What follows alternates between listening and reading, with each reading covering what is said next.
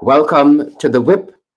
Thank you for joining us, whether you're at home here in Guyana, you are in the diaspora, whether that's the Caribbean or the larger world internationally. Wherever you're joining us from, welcome to the WHIP. We have a very interesting discussion ahead.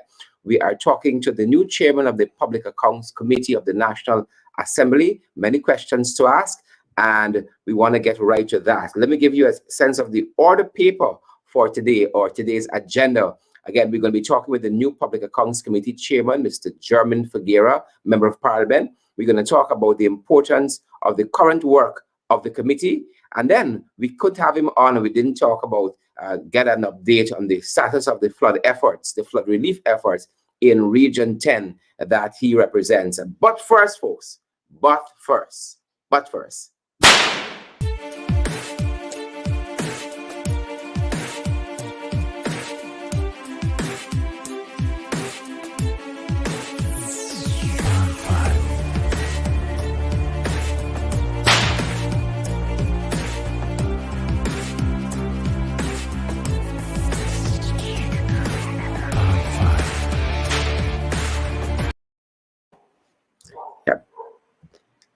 Mr. Chairman, a very good afternoon and welcome. Good afternoon, sir. The whip. Let's fight. Welcome, sir. Congratulations, first and foremost. Thank you, sir. Thank you. I'm most humbled by that. Yes. Great. When we talk with our MPs on this show for the first time, we like to ask them about their entry into politics and what may have motivated them to get into politics, one, and then to become a member of parliament. The same question goes to you. Oh, thanks for the question. Sure, I've never pursued politics. Surprisingly, I've never pursued politics. Are you hearing me? Yes, sir. Right ahead. Oh, yes. I was saying I've never pursued politics, but I've always been very vocal, very candid about issues that affects people, even at school, at college, university, wherever I am placed. I've always been that type of outspoken individual. And I think I lend a voice to the voiceless, and I speak for persons who are not as bold as me to speak up when you need to speak. So, I mean, I figure the different positions I would uphold, and as a result of me speaking up at my school level, one of the executives of the union said, Figueira, I think you should run for the chairmanship of the region. And I said, I don't like the Guyana Teachers Union, to be blunt. I said, y'all don't know none of the teachers. And she said, she reversed that to me, said, well, you have an opportunity to make a difference. Why don't you? And I took up the challenge, and it was a very, very good experience. I mean, in the union was somewhat defunct in the region after those two individuals were suspended. Teacher Wonder and Teacher Mayfield Green, who were very active in the union, and they were arbitrarily dismissed from the union. So they were looking for somebody to take up the mantle, and they encouraged me to do so, which I did. And then we revitalized the union in the region. I mean, the Guyana Teachers Union arm in Region 10, when they call union meetings, used to get like 20 something, 30 something people. So when I took over, myself, Miss Minerva Monroe, and some others executive, we really worked assiduously to bring back the support of the membership to the point when we call meetings used to get at least three to 500 teachers present. So we had a lot of work we did in representing teachers' interests. So being an MP, I mean, let me tell you a story. In 2012, sure, for the very first time I was in Parliament, my friend and I visited the Parliament, and surprisingly, a lot of Guyanese don't know that you could actually walk into public building and observe the debates. I was one of those persons at the time in 2012, and the one of the MPs was debating on the floor. And I thought that to myself, I said, I think I could do a much better job than the IMP, man. And one of these days, I have to sit in one of those chairs without giving it much thought. But, as God had it, it became a reality 3 years later. So I never really choose politics. Politics apparently chose me. but I've always been an advocate for representing people's interests. I feel good serving people basically, and I work for an organization that provides me that opportunity to serve people from a humanitarian perspective. And I believe if we are to really affect change, you have to be in the seat of power. And politics, in some regard, presents that opportunity. I never really liked the term politician, I must say, because it has so many negative connotations ascribed to it. We call you a crook, a liar, a trickster. So those negative connotations never really um, I never really liked to be called a politician. When people say you're a politician, I jokingly said, no, I just happen to be in a political position based on those negative connotations that are ascribed to politicians. But Mhm. that's where we are. I'm about serving the people, I'm about servanthood, and that's what I will continue to do in or out of parliament. Serve the people and make representation wherever the representation needs to be made. Excellent, MP Figueira, Chairman of the Public Accounts Committee. Let's turn our attention to the work of that committee that you now head. MP Figueira, in a seminal work, Anand Gulsaran, uh, on the topic of public accountability at the crossroads, the Guyana experience, asks the question, or rather quotes Harold Wilson, who says that the essential fact is that the Public Accounts Committee, the essential fact is that the Public Accounts Committee, let me find my way. The Public Accounts Committee of the House is responsible to the House as a whole, he says. It is not a battleground for party factions. He goes on to say, this is Harold Wilson, I believe it is true to say that the authority of the committee is greatly enhanced by the unanimous character, and I hope the complete objectivity in its report. It is fair to say that the many honorable members on both sides have made great endeavors to have sometimes sacrifice personal views to ensure that this shall be so. What, in your estimation, is the work of the Public Accounts Committee of the National Assembly? Well, I missed part of the embryonic presentation you made, but with regards to the question that you posed, the committee is being touted as one of the most important committees, and it is led based on Standing Order 82-2. It basically says that this committee shall, and as a trained attorney, a trained person in the law profession, you will understand the importance of the word shall be from the main opposition. And the before it came into the constitution and the standing order, there had to be an agreement. And in an effort for good governance, it was agreed by both sides of the divide that the main opposition should man and chair this committee in an effort, essentially, for good governance, for accountability, for transparency. So the function of the Public Accounts Committee primarily is to approve is to examine all of the account that was approved by the National Assembly for the expenditure of government, the government of Guyana spending of taxpayers' money, essentially.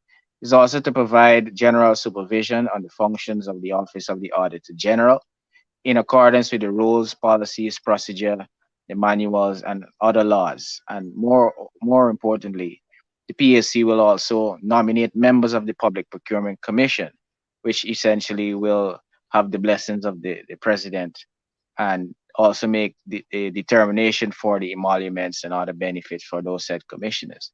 So the committee is a very important committee, and those are just the functions. There are also rules, the rules of the committee, which is to ensure compliance with the financial regulations by all ministries and departments, as well as the public sector organization, to maintain transparency, to maintain accountability. And we thoroughly have to examine the reports prepared by the Auditor General to ensure that accounting officers respect from each ministry, from each department, um, give proper explanation to the inquiries and the issues that may arise as a result of the Auditor General's findings, and more so if those issues are in breach of the financial regulations, they must account for that.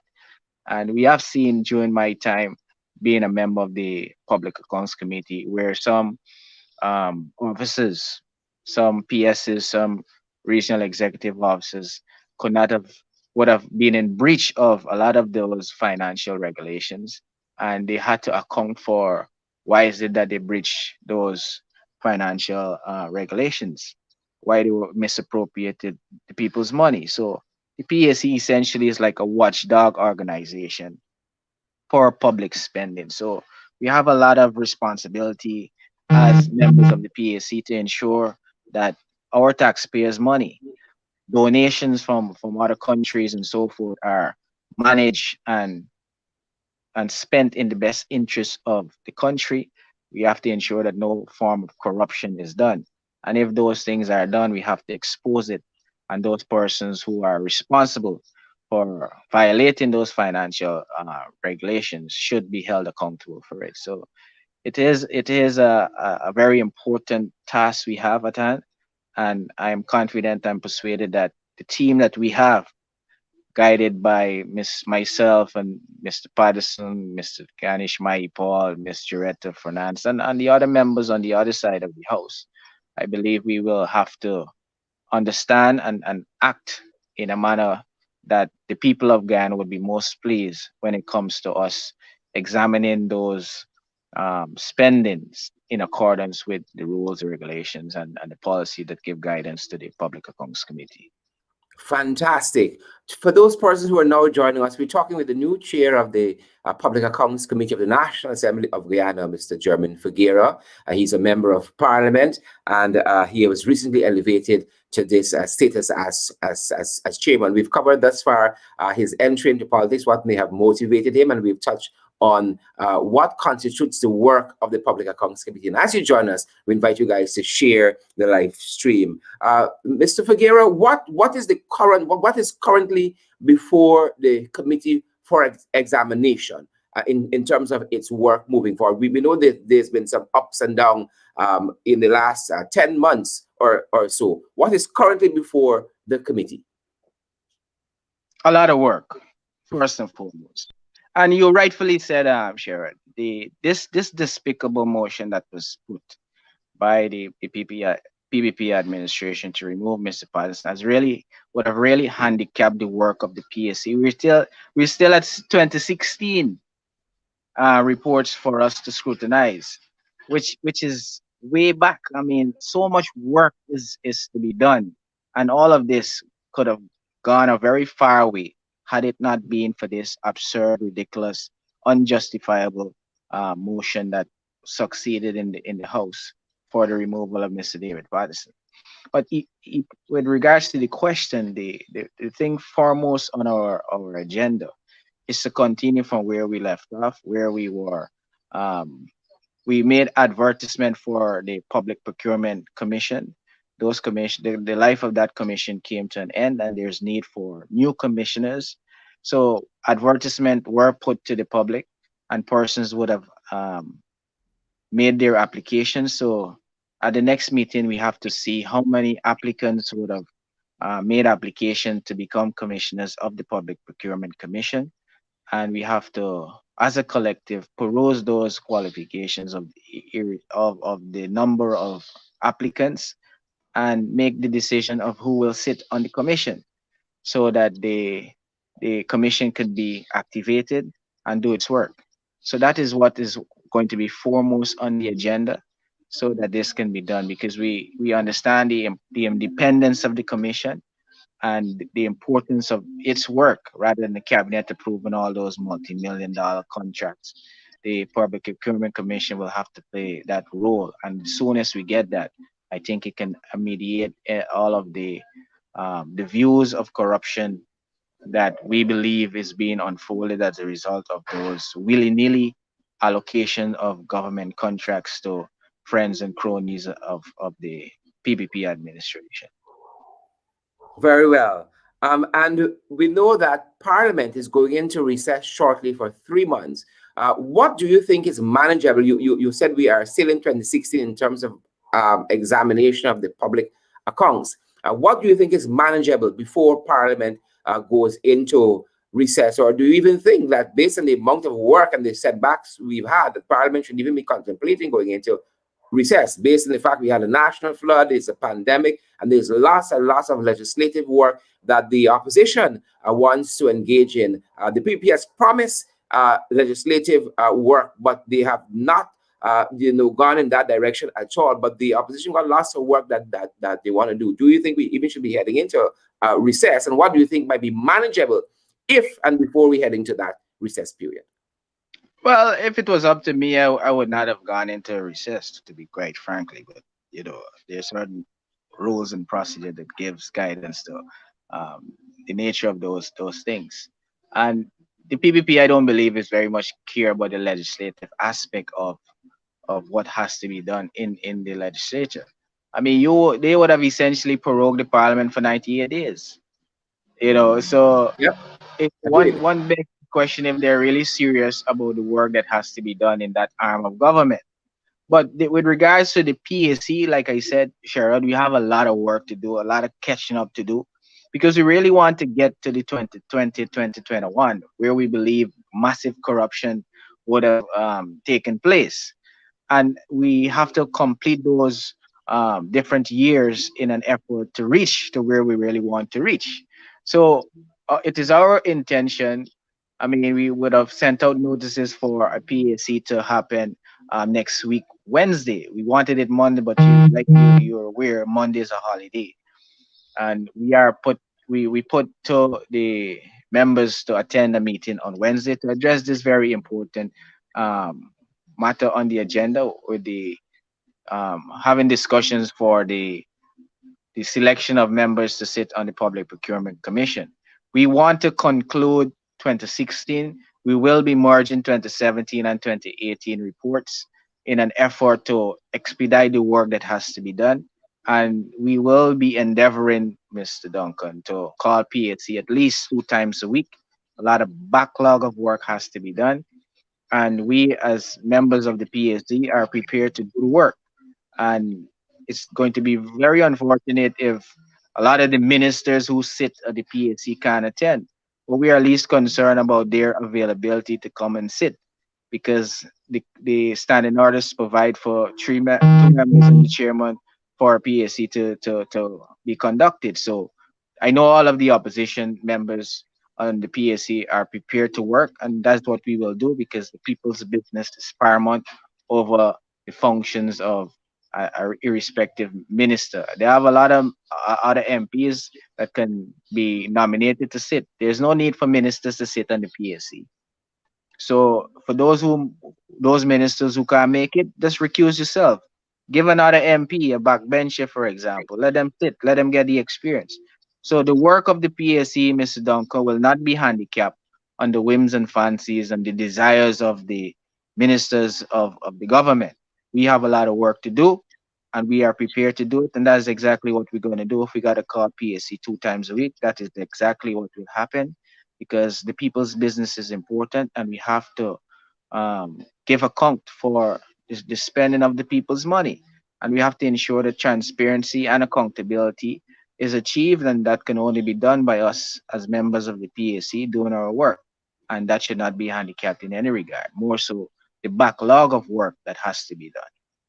And that is great news. I'm certain that the Guyanese people can appreciate that the members of the opposition, yourself as chairman, Mr. Mahi Paul and Jarita Finance, all members of parliament are ready, and Mr. David Patterson are ready to put your hands to the plow and work on behalf of the Guyanese people. And you've said a very important thing, that if ministers are preoccupied with government work, then we would appreciate, or we hope, that all of their members that they would have taken to parliament are competent people who can sit on this committee and move the work forward.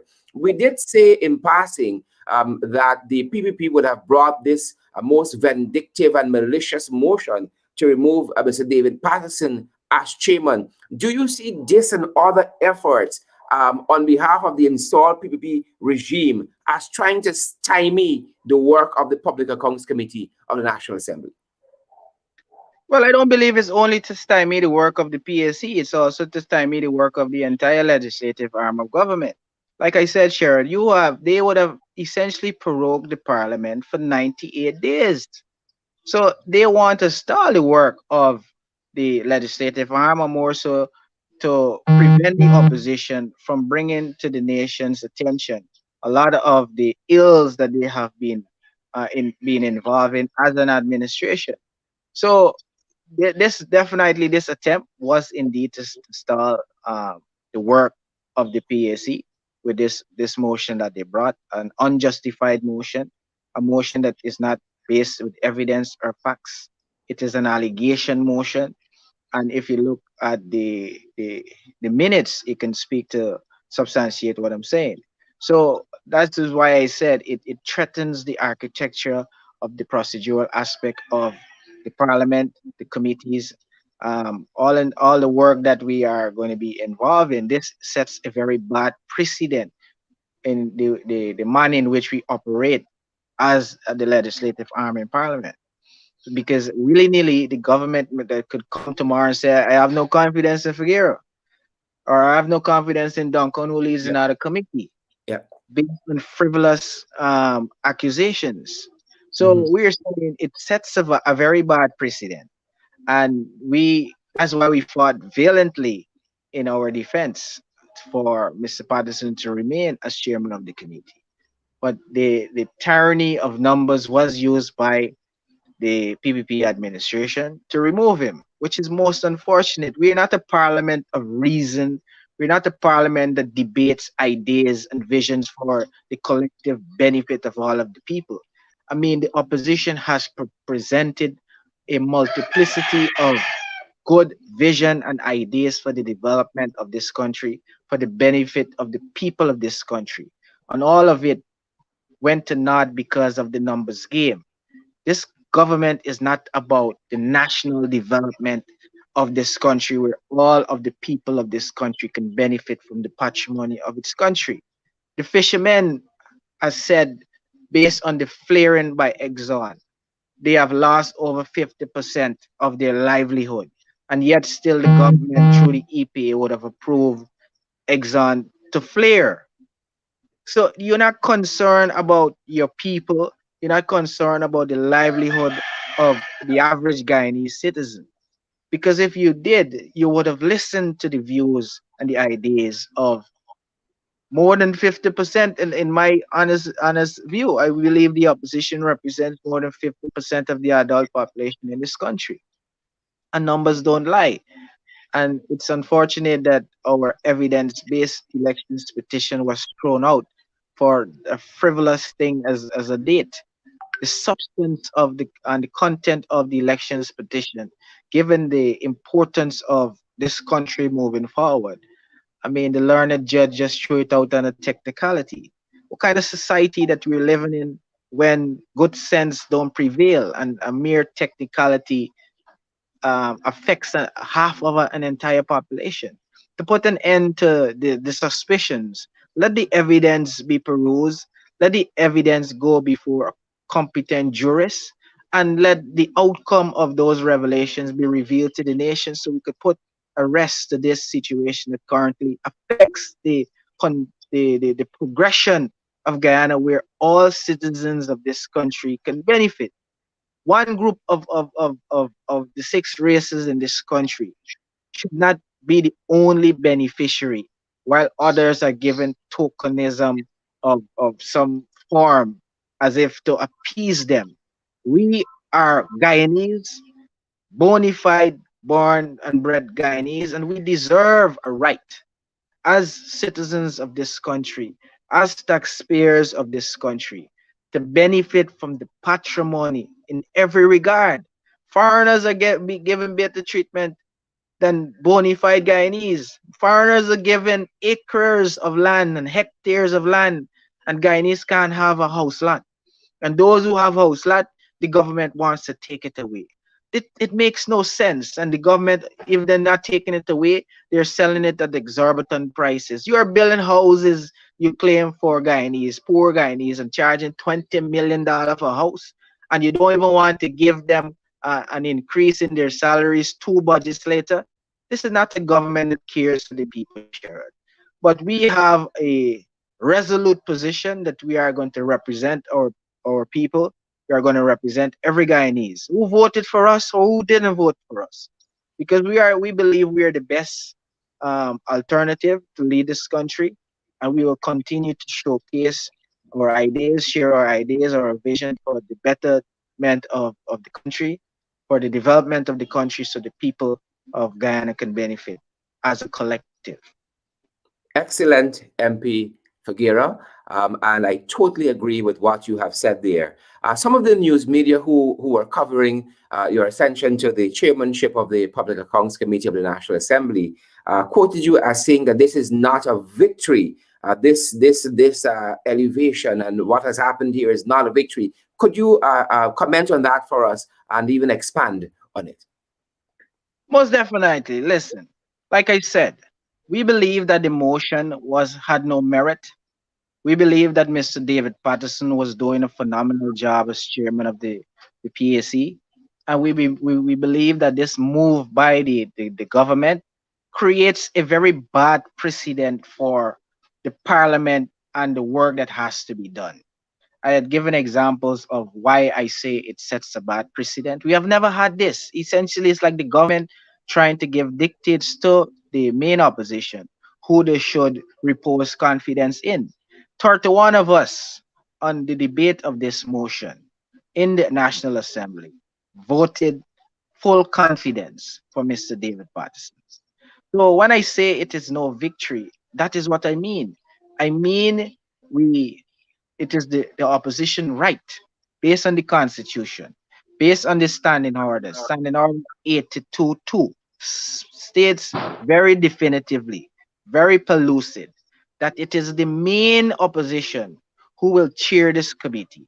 And it is the main opposition who has to repose confidence in any of its members to chair the committee, not the government.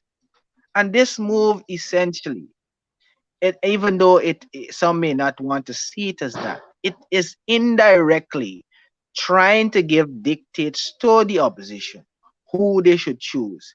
If I don't like Pato, let me come up with a ridiculous concoction of words and say that this man doesn't have the confidence of the PAC, that you have the majority.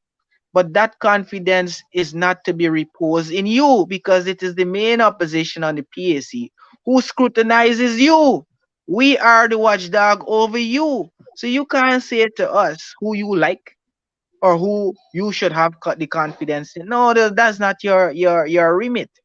We would have respected the position and the principles of the Constitution and the standing orders, which said then, and it says now, that the confidence of who chairs the committee has to come from the main opposition. And that is why when Mr. Ali, with 19 criminal charges, was was selected and was voted for to be the chairman of the committee, we, as the government then, respected the constitution, we respected the standing orders, we respected the confidence the opposition, the then PPP at the time, reposed in Mr. Ali to chair this committee. We did not say because he has 19 criminal charges against him, he's not fit and proper to man the affairs of the PAC. No, we said the confidence that they repose in Ali to chair this committee is welcomed by us because we respect the Constitution, we respect the standing orders. And that is what we adhere to, that is what we respect. Now they are saying to us that no, we don't want partisan, and come up with a ridiculous concoction, use the tyranny of their numbers to remove a good man who was serving very well at the PAC level. So I do not see this as a victory. But as the saying goes, shared in our Guyanese vernacular, when you remove one Rasta, another will take his place. And we will be very resolute in our scrutiny of the public purse to all officials that comes before us. And I'm happy that Mr. David Patterson with his wealth of experience, will continue to give guidance to us as young MPs who are sitting on the Public Accounts Committee, and we will bring the fire of scrutiny to all of the accounts that comes before us with his guidance. So you think you win, but you have lost the battle because we are a collective, we are a team, and we will bring the team's effort to full fruition in our scrutiny, in our examination of those reports when they come before us. Fantastic. And finally, MP Figueira, as we look to program time and the adjournment of our program, with all this work you have in the PAC, you're also a member of parliament representing Region 10. And we know there was massive flooding in Region 10 in the course of this national disaster, national flooding. What are the measures that are in place, or what is being done to date to bring some relief to the people of Region 10? Well, rightfully so. I mean, based on the CDC's report, Region 10 has exemplified leadership with regards to its disaster relief efforts. We would have set up our own task force. We would have invited many players from different sectors to be a part and sit on the task force to add value to it. And we are working assiduously to bring relief to our people. The government would have stepped in, but we believe much more is needed to bring real relief to the people. We don't believe giving the people 2 weeks hamper of food is sufficient when you would have knocked off hundreds of persons from the public sector, many of which were doing their own bidding to relieve themselves with some chicken farms, some ducks, some animals, and all of those have died. So they're back on the breadline. We believe you giving them 2 weeks food hampers is grossly insufficient. You have a lot of residents in Kokwani, Rockstone, even right around the communities of Linden, whose homes were flooded, whose electrical appliances were damaged, whose furniture were damaged, and the government has not shown any inclination to help. The residents of Lamp Island on the waterfront area in Kokwani are still submerged underwater. It has receded to some degree, but it is still there. It is stagnated water. There's a potential risk of Zika infection, a potential risk of dengue fever because of the stagnated water. There's a potential risk of a cholera outbreak, leptospirosis. So government has to go in there and provide the necessary assistance, fog out the area, fog out around Linden. A lot of these water are stagnated. You have taken away the work from the residents of the community who usually clean the drains to prevent the flooding that we are currently experiencing. You have taken away that job from them. So the water has nowhere to run off because the drains are clogged. So a lot of infrastructure work has to be done. Government is being very lethargic, very lackluster in their approach to bringing that much needed assistance. We have said to the Prime Minister in Parliament, are you going to be giving serious consideration to the idea of clearing lands right close to Kokwani where persons can be relocated? Give those people those house lots for free. Put in the infrastructure for them for free because the right where they are living, was under the PVP administration that they would have regularized house lots in a Yeah. flood zone area. And the Prime Minister said that's not their immediate focus. What then is your immediate focus? People supposed to live in shelters Valid forever? question. Yeah. Give Valid them the question. assistance that they need, and that is what we're saying. And we continue to ask you come to the parliament for supplemental for additional money. A lot of those monies will be going to the Ministry of Public Infrastructure or Public Works, who has not spent 50% as yet of their budgetary allocation to do infrastructure work. And we have so many damaged roads, bridges, and drainage networks in this region, and that is yet to be done. We have a road, for example, that borders two major communities in Linden at Wismar, Wisrock Block 22. And that road is in a very deplorable state, Sharon. It is punctuated with potholes, some as big as gutters and trenches. And the government has failed to bring redress to the people of that community who are saddled with additional burden to pay the taxes far more than the actual price that they have to pay because of the state of the road, and you are not using the people's money to bring betterment to them. It is totally unacceptable. And the people of Region 10 is not going to accept that. We are going to continue to make representation because it is our money. It is the taxpayers' money government is spending.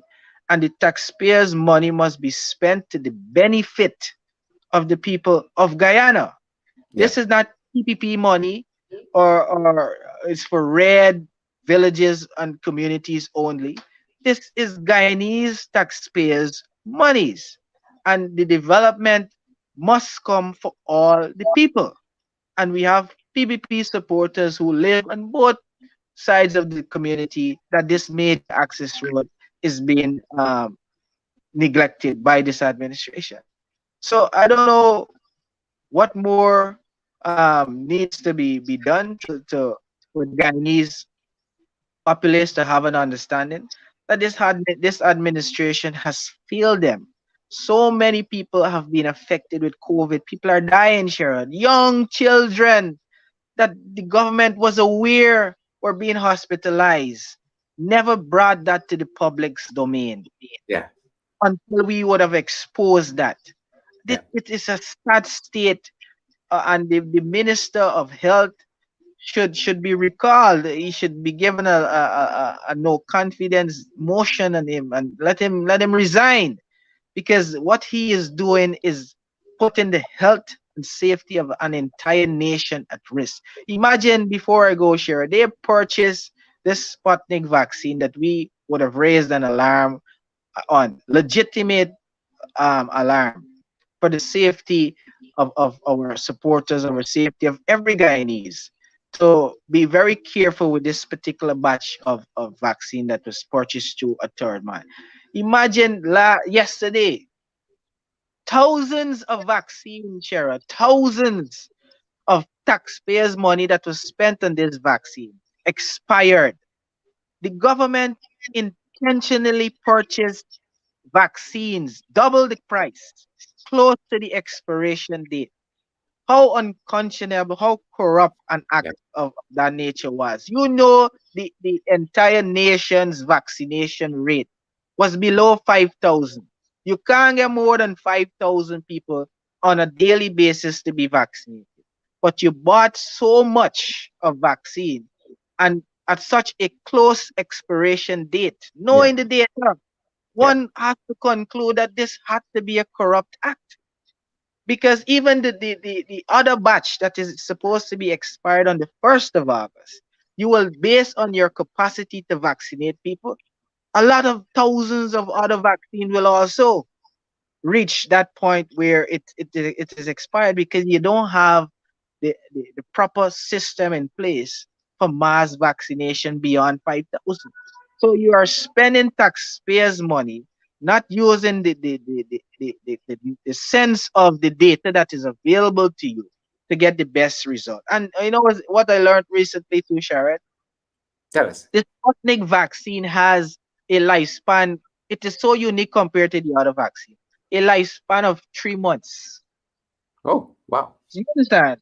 So imagine you could have Interesting. purchased vaccine with such a length of time compared to Pfizer, Moderna, and Johnson and Johnson. It has a longer expiration date, but you paid double for it, and then you bought so much close to the expiration date, and you don't want the Guyanese to accept that these were intentional acts to commit corrupt practices with the people's money. It's totally absurd. In Yeah. Region 10, we have the lowest vaccination rate, despite all of our efforts to get the people to be vaccinated. They have legitimate concerns. They have Correct. a lot of unanswered questions. The ministry is doing a terrible job of informing people. And I am saying more has to be done. The confidence that I'm experiencing by so many calls, so many texts, so many engagements with residents of Linden and Region 10 with regards to the excitement that was emanating out of the announcement of the Cuban vaccine. A lot of a lot of the residents in the region have said to me that they would be most willing, Sharon, to take the Cuban vaccine. Will Mhm. the government take this into consideration? Because a wide cross section of the Guyanese population, and the Region 10 is just a microcosm of that confidence that is being reposed in this news of the Cuban vaccine. Yeah. Why Vaccine not hesitancy. purchase the Cuban vaccine, whose efficacy rate is of an international renowned repute Yeah. in the 90s? So why not procure it from your Caribbean neighbor? And the relations that we would have established with Cuba for decades could be most beneficial for us as a nation to buy from our sister Caribbean state a vaccine that your people would be most comfortable in taking. And I am persuaded if the government goes in that direction, Region 10 would top the charge with regards to its vaccination rates. I am persuaded in that regard. So why not give it a try? You're already Yeah. spending two times what this what I think is worth. Why not take half of that and spend it with the sister state and let the people of Ghana be safe after being vaccinated? So Very well. Very a well. lot of work has to be done. Indeed. Indeed. The struggle MP. continues. MP Jermaine Figueira, a luta continua. The struggle continues indeed, and we want to thank you. And we were most delightful that you use your chairman's prerogative to go beyond our half hour. We were more than delightful to accommodate that, and for you to firstly telling us about what motivated you to enter into politics, giving us what is the mandate of the Public Accounts Committee of the National Assembly, walking us through what would be the current focus of the committee, and then telling us what lies ahead for that committee, and also giving us an update on what's happening, giving us an update on what is happening in Region 10 as regards the flooding there that was declared a national disaster as it is occurring in all 10 administrative regions of our country, but more so doing a lot of Sure. damage in Region 10. Doing a lot of damage here in Region 10. And folks, we want to thank you as well for joining us this afternoon in what is billed as a Sherrod, half let hour me let program. me Go right ahead, Jermaine. MP Figueira, go right before I ahead. go, Sherrod. Go right ahead. Hello? Go right ahead. Yes, before I go, let me take this opportunity to thank you for an appearance. Let me thank you for the opportunity to having an appearance on your new platform, the Whip. I'm a fan of In the Ring. Let's fight. And more so to take the opportunity to thank a lot of the residents of Region 10 and around Guyana who has been contributing to bring real relief to the residents of Region 10. I would like to thank the Caring for Others organization that has been playing a phenomenal role in bringing real relief to the residents. A lot of the churches, Pastor Stills would have played a pivotal role in helping to mobilize the churches to bring serious aid and assistance. The Linen Chambers of Commerce, persons, Guyanese in the diaspora who are from this community and out of Region 10 who would have contributed significantly. We want to say thank you for all that you have done and all that you are continuing to do to help the people of our region. And we're most grateful. We're eternally grateful. And we can't say thank you enough. So, once again, thanks. But more help is needed, and we welcome all the assistance that can be afforded afforded us at this time. So once again, Shara, thank you very much for having me on your program, The Whip. Most appreciated. Indeed. Thank you as well for your appearance. And as we're saying thanks to you, members of the public, staying with us these 45 minutes and what is billed as a half-hour program to look at all things parliamentary, the issues and individuals of the House, scrutiny of our bills and motions, questions brought, answers table, and more so, how all of this affects you as Guyanese. Thanks for joining us, folks. Thanks for joining us.